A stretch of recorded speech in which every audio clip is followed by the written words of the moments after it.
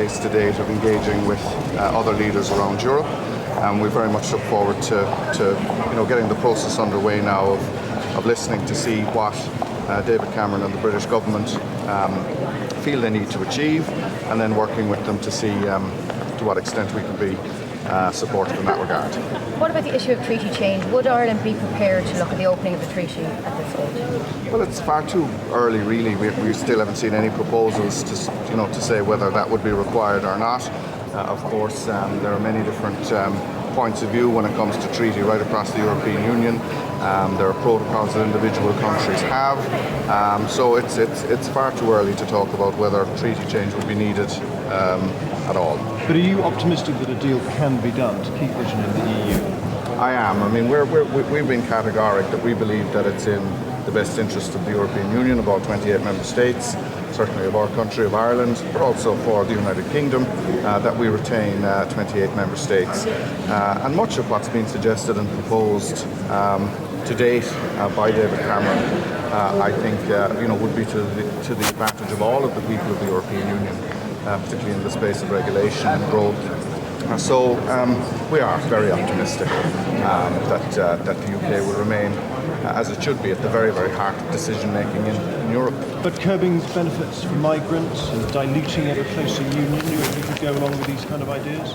Well, as I say, David Cameron will meet with Enda Kenny in early June, and I think we'll have to wait to see now what the proposals are, and it's far too early to be sort of, I suppose, picking at certain parts, certain elements.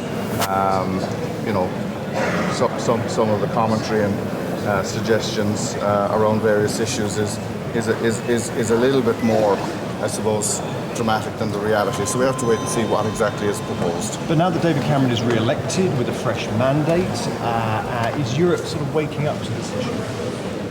Well, I suppose before the British general election there were two questions. The first question was who would govern the United Kingdom, and the second question is, what would the proposals be? So we now know who's governing the United Kingdom, and we await, with interest, what those proposals will be.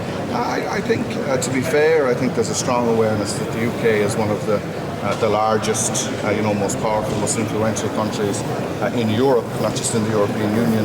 So of course there's always going to be an interest in what happens in the bigger countries. The same would have been the case during the German general election, and indeed when the French have elections as well. So I think, as I say, the fact that the election is over does mean there's perhaps a different type of interest in Europe, but I think I wouldn't say it would be fair to say that Europe has woken up to the UK. We're all more than aware of that you're there. And what the current summit, the declarations, or what are the left points that are not agreed at the moment? Well, I think certainly the European Union element is now agreed, and there are, I think, some issues still to be addressed, which I'm not going to get into at this stage. But there is reasonably strong signals that agreement can be found, and that's ongoing, as you know. And Minister, one of the issues here is some of these countries now, these Eastern Partnership countries, we have serious issues around democracy,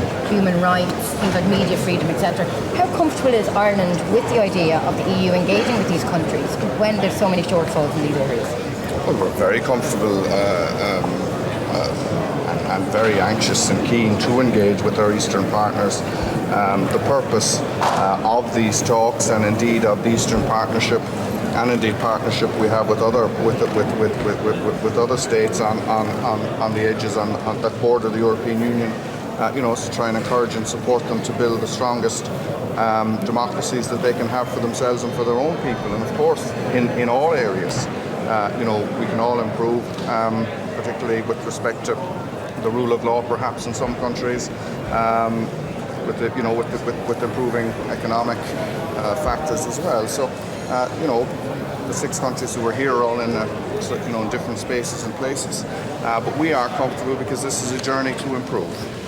Thank you. Thanks very much. Nice to meet you all.